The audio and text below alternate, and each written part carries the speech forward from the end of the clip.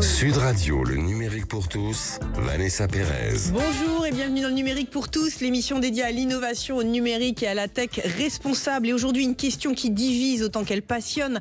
Comment manage-t-on dans l'incertitude de chaque côté de l'Atlantique? D'un côté, la Silicon Valley avec sa culture de l'agilité, ses levées de fonds et ses salaires pharaoniques. Et de l'autre, la French Tech, fort d'un état-providence et de talents qui s'exportent mieux qu'ils ne s'épanouissent. French Tech versus Silicon Valley, qui manage comment à l'heure d'où l'incertitude est devenue la norme? C'est tout de suite et c'est sur Sud Radio. Sud Radio, le numérique pour tous, Vanessa Pérez. Et pour commencer cette confrontation des modèles, nous avons le plaisir de recevoir Vincent Klingbeil, cofondateur du European Digital Group. Vincent, bonjour. Bonjour. On est ravis de vous avoir en plateau. Alors, on a bien commencé par une définition, c'est tout à fait normal. C'est quoi le European Digital Group ? Alors, European Digital Group, c'est un groupe de services spécialisés dans la transformation, de conseil en transformation IA, data et digital. On est aujourd'hui un peu plus de 2500 personnes et on accompagne des grands groupes, des ETI, des PME dans leur transformation. Alors, j'imagine qu'à la tête de chacune des PME qui sont dans votre écosystème, vous avez des patrons qui Exactement. ont chacun leur personnalité. Comment on arrive à fédérer des gens qui parfois ont un petit ego, peut-être, qu'ils aiment bien mettre en valeur ? Alors, c'est vrai que chez EDG, donc, on a... la croissance a été pour moitié en croissance organique et moitié par croissance externe. Et donc, on a fédéré effectivement de nombreux entrepreneurs qui sont devenus associés, qui restent associés de leur société également de DG pour aligner les intérêts. Et c'est vrai que pour les fédérer, parfois, j'ai coutume de dire qu'il faut... Pour gérer un groupe comme EDG, il faut presque un doctorat de psychologie. Il faut essayer d'être très empathique, de se mettre à la place des entrepreneurs et de les accompagner au maximum.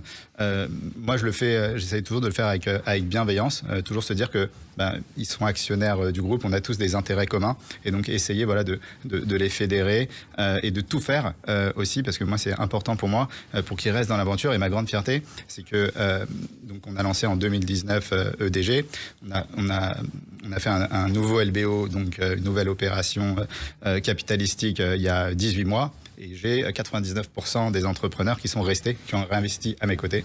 Et donc ça, c'est une grande fierté de se dire que j'ai eu qu'un seul départ sur l'ensemble de tous les entrepreneurs. Alors quand on vous écoute, c'est un peu une leçon de management. J'ai eu le plaisir de vous écouter plusieurs heures sur certaines cérémonies. J'ai envie de vous demander, quand vous prenez une décision stratégique, quelle est la place de l'intuition versus l'analyse de tous les chiffres qui peuvent exister sur une grille Excel ? Alors, c'est vrai que moi, à chaque fois que je prends une décision, j'ai 50% de la décision qui est prise de manière très analytique. Par exemple, si je rachète une boîte, vers des audits très poussés, des prises de référence, des audits financiers, fiscaux, sociaux, bien sûr une due deal stratégique, vraiment beaucoup d'analytique. Et j'ai 50% de mes prises de décision qui sont prises aussi sur l'instinctif. Et ce que j'ai pu constater, c'est que quand on prend une décision juste sur un tableau Excel, on a beaucoup de chances de se planter. Mais inversement, comme l'instinct, c'est pas une science exacte, si on prend que des décisions uniquement à l'instinct, sans creuser un peu l'analytique, on a aussi des chances de prendre une mauvaise décision. Donc pour moi, la bonne décision, celle qui va mixer les deux, c'est quand mon instinct me dit qu'il faut y aller et que l'analytique confirme, ou que l'analytique me dit c'est très bien et que mon instinct est d'accord. Et si j'ai pas les deux, je vais pas y aller. C'est vrai que parfois, il y a des fonds de VC ou de PE qui vont... Alors pour traduire, des fonds de venture capital, des fonds d'investissement ou de private equity qui vont uniquement prendre des décisions sur le tableau Excel. Et c'est dommage. Je pense qu'il faut laisser une place à l'instinct. Alors j'imagine que comme tout le monde, parfois effectivement, vous trébuchez, il y a des erreurs. Alors en France, on tolère mal la culture de l'erreur, ça vous stigmatise. Comment vous le vivez, vous, quand il y a un échec, ou comment vous apprenez les choses ? Typiquement, moi j'ai eu un gros échec entrepreneurial et après 2 réussites.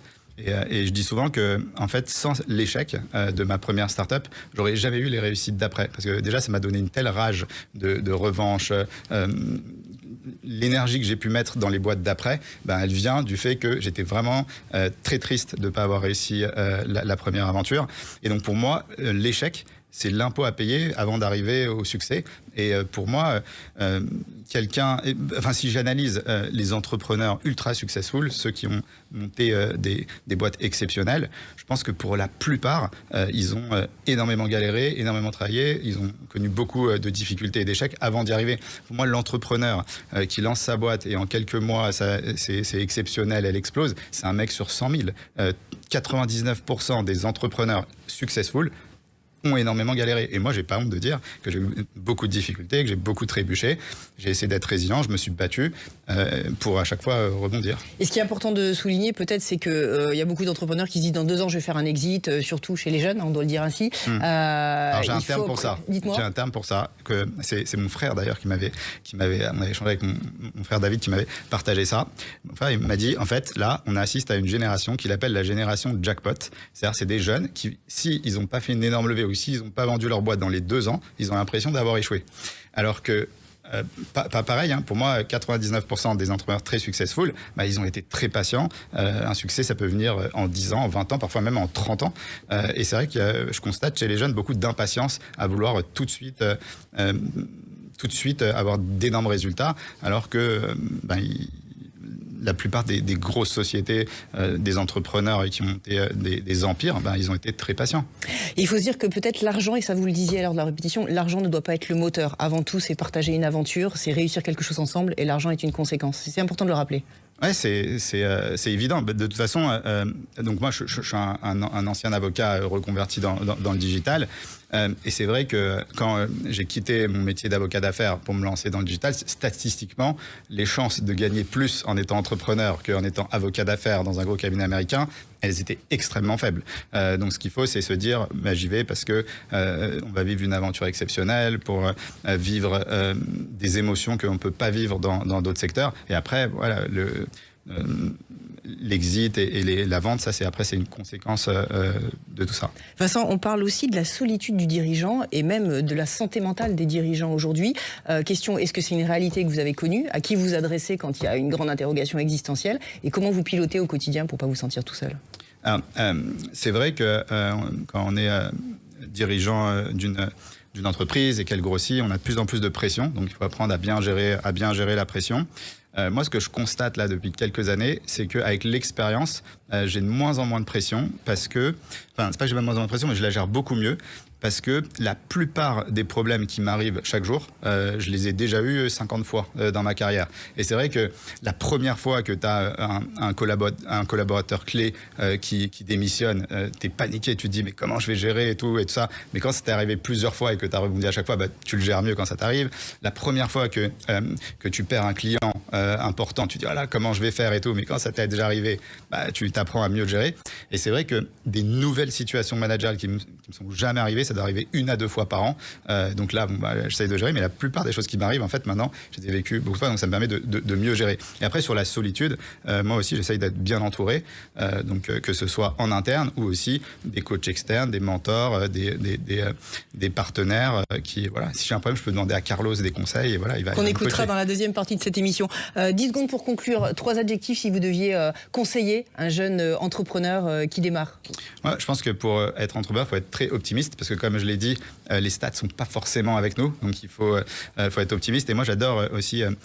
Alors c'est pas de la très grande littérature, mais un livre qui s'appelle Le Secret sur la loi de l'attraction, et de se dire voilà, faut toujours imaginer la victoire, imaginer que ça va bien se passer et tout ça. Et je trouve que ça, c'est quand on a cet esprit comme ça positif, ça rayonne et ça aide. Et voilà. Après, il faut avoir beaucoup d'énergie quand on est entrepreneur et la communiquer à tout le monde. Et enfin, on a parlé tout à l'heure de la résilience. Il va y avoir beaucoup d'épreuves, ça va être dur, mais il faut se dire on lâche pas, y croire. Et voilà, pour moi, c'est les 3 qui me viennent à l'esprit. Merci Vincent, positif et résilient. Vincent Klingbeil pour European Digital Group. Je vous propose de marquer une courte pause et on se retrouve dans quelques instants. On va changer radicalement de perspective et passer de l'autre côté de l'Atlantique, direction la Silicon Valley, pour un regard sans concession, on va dire, sur la façon de manager là-bas. Le numérique pour tous, French Tech versus Silicon Valley, ça continue dans quelques instants et c'est sur Sud Radio. Sud Radio, le numérique pour tous, Vanessa Pérez. Et dans le numérique pour tous, nous voici maintenant de l'autre côté de l'Atlantique avec un entrepreneur qui connaît les 2 mondes. Carlos Diaz, bonjour. Vous êtes donc entrepreneur franco-américain basé aux États-Unis. Vous avez cette double culture qui vous donne un regard unique. Et vous êtes notamment à l'initiative du podcast Silicon Carnet, un podcast sans concession sur notre système français. J'invite nos auditeurs à l'écouter, c'est juste passionnant. Alors Carlos, 10 000 km de distance entre Paris et la Silicon Valley, c'est quoi la grande différence entre la France et les États-Unis ?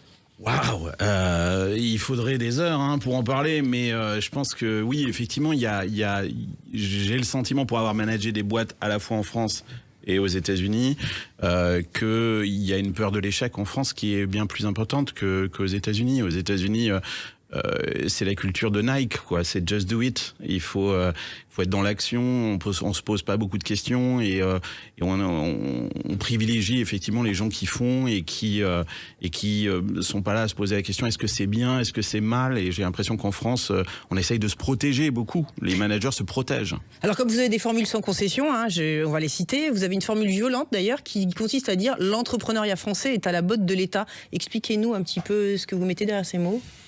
J'ai l'impression que l'État est très très présent en comparaison avec les États-Unis.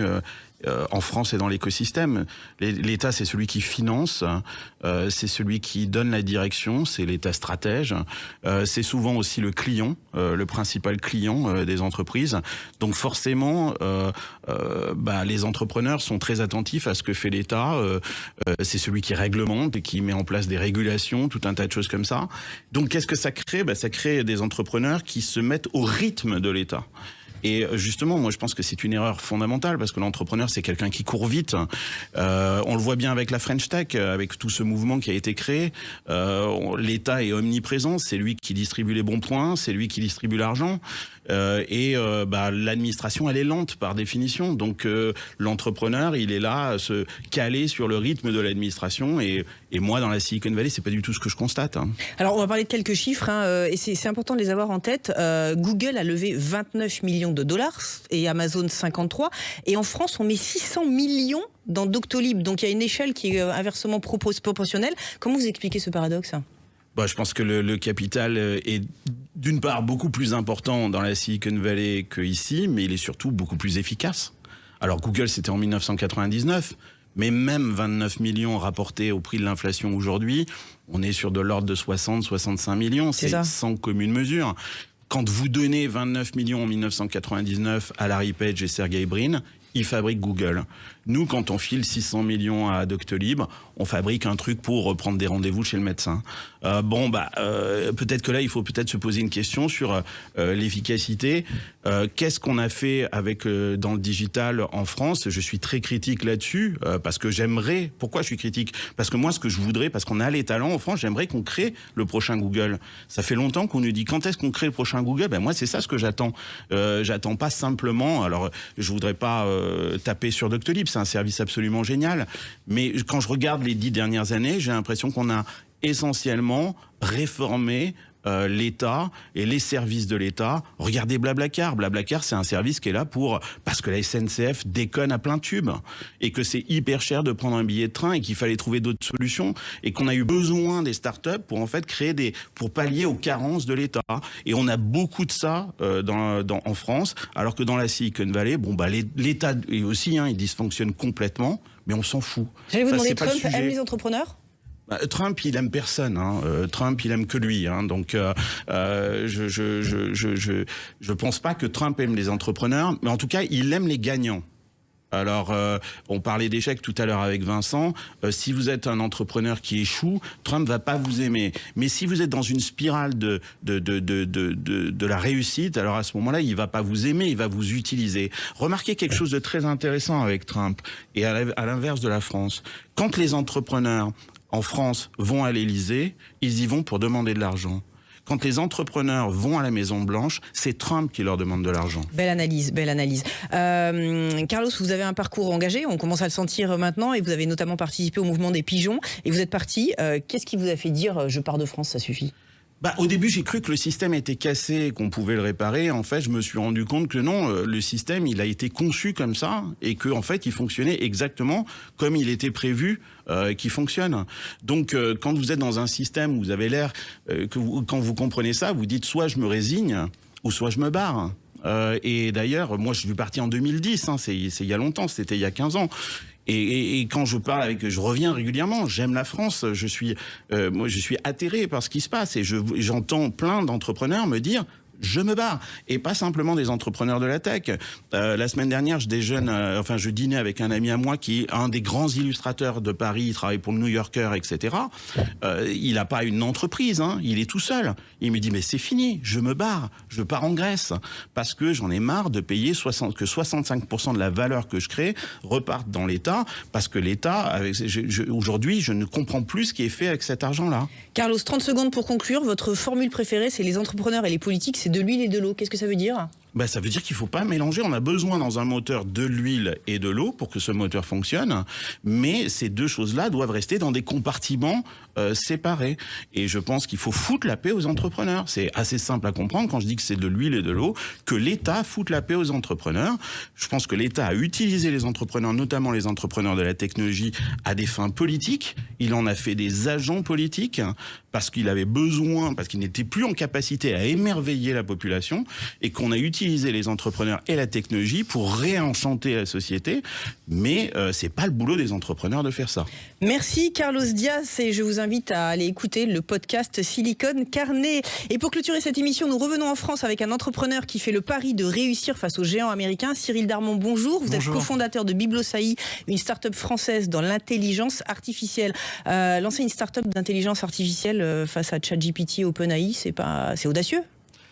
C'est audacieux, mais je dirais que j'aimerais bien faire un parallèle entre justement les sports de combat et la création de ces startups.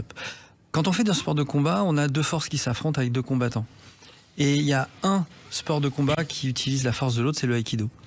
Et Biblos, c'est un peu ça.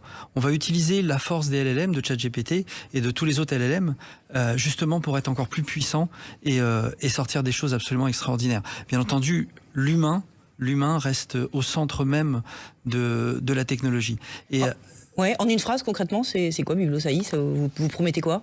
C'est la possibilité de créer une multitude d'agents agentiques avec des orchestrateurs puissants, métiers, orientés. Pour nos auditeurs, un exemple concret, qu'est-ce que vous pouvez faire dans la journée pour que... Déjà gagner 10 heures dans une journée avec des agents puissants, notamment dans la communication, dans la création de rapports, dans la création de modèles et d'offrir au public la possibilité d'aller beaucoup plus vite. Vous nous disiez en répétition qu'elle est souveraine. C'est important pour vous la souveraineté ? C'est très important. Aujourd'hui en Europe, la souveraineté prime avec la RGPD et l'IA Act. On colle pile poil à ça. À qui ça s'adresse cette solution ? Aux entreprises qui ont une vraie volonté d'aller plus vite que les autres, la possibilité de développer des agents pour leur faire gagner du temps. On a entendu le coup de gueule de Carlos, on a entendu un regard plus tempéré de Vincent. Vous vous positionnez comment entre ces deux mondes ? Plus vers Carlos. Un coup de gueule ? Un coup de gueule ? Vous avez un coup de gueule à passer ? Oui, aujourd'hui en France c'est un peu compliqué d'entreprendre et on ne sait plus pourquoi on travaille. Donc fort possible qu'on parte aussi. Carlos, vous avez quelque chose à dire puisque vous avez... Non, mais moi ça me désespère d'entendre ça parce que quand je vois les talents qu'on a en France et l'énergie, j'ai du mal même à comprendre qu'il y a encore des gens qui aient cette énergie en fait pour créer ici. C'est-à-dire qu'on a une chance incroyable, quoi. Je peux vous dire que s'il y avait ces limites-là aux États-Unis, si on imposait ces limites aux entrepreneurs, ça fait bien longtemps qu'eux se seraient barrés. Jusqu'à quand... Et puis regardez l'offre politique aussi. Quand même, il faut être sérieux. Quand on regarde l'offre politique qui nous est proposée aujourd'hui, il n'y a pas un programme libéral. Il n'y a pas un programme libéral. On n'a que des programmes qui sont socialistes de la gauche jusqu'à la droite. Et donc, au bout d'un moment, il faut quand même se poser les bonnes questions et se dire que si on veut faire progresser l'entreprise, il faut accepter le libéralisme parce que ce libéralisme, c'est celui qui crée de la valeur et qui crée de la richesse. Alors je sens que nos invités autour du plateau ont envie de répondre à ça. Donc droit de réponse, Cyril et Vincent. Vincent, vous qui maintenez quand même plusieurs centaines d'entrepreneurs sur le sol français. Effectivement, il y a des avantages et des inconvénients à être en France. Nous, on a quand même eu une très grosse croissance en 4 ans. On est passé de 0 à 310 millions de chiffre d'affaires en France. Donc c'est possible quand même avec de l'énergie. Il y a quand même un marché.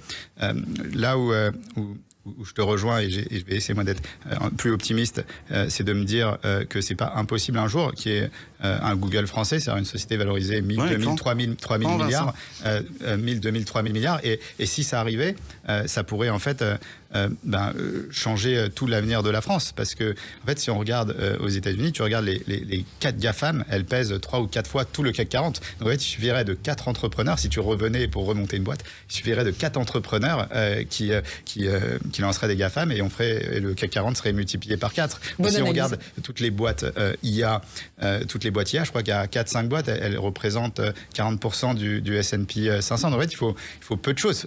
Il faut quelques boîtes qui émergent. Est-ce que c'est impossible? C'est sûr que c'est moins probable parce que pour moi, le vrai souci, c'est le financement. Parce que tout à l'heure, tu comparais les montants levés avec moins pour Google et plus pour Doctolib. Mais dans les faits, si on compare OpenAI et Mistral, c'est OpenAI qui lève plus et qui derrière a Microsoft. Non, mais je vois Google lever 29 millions, Sergey Brin lever 29 millions et faire Google, et que je vois justement OpenAI lever 15 milliards, je me dis... la gueule de Google demain, du prochain Google d'OpenAI, risque d'être encore plus grande. Alors les amis, on ouvre le débat, mais il nous reste une minute d'émission, donc 30 secondes, Cyril, pour 30 conclure. Secondes, ce que je voulais simplement dire, c'est que pour que vraiment ça réussisse dans notre pays, il faudrait simplement que nos élites soient des patrons, qu'ils aient au moins travaillé une fois dans leur vie et qui ne soient pas que dans les dossiers pour pouvoir faire des lois qui servent strictement à rien, à nous pénaliser. Merci Cyril Darmon, 30 secondes, Vincent. Moi, pour conclure, c'est juste un problème de financement. Et si on donnait 15 milliards, comme on a donné à OpenAI, à un entrepreneur français, on aurait des chances de monter une très belle société. Merci messieurs, Carlos, Cyril et Vincent. Le numérique pour tous, c'est fini pour aujourd'hui. Cette semaine encore, un grand merci à tous d'être de plus en plus nombreux à nous suivre sur YouTube et à interagir avec nous sur les réseaux sociaux et télécharger nos émissions. Je vous souhaite une excellente fin de week-end et je vous dis à la semaine prochaine.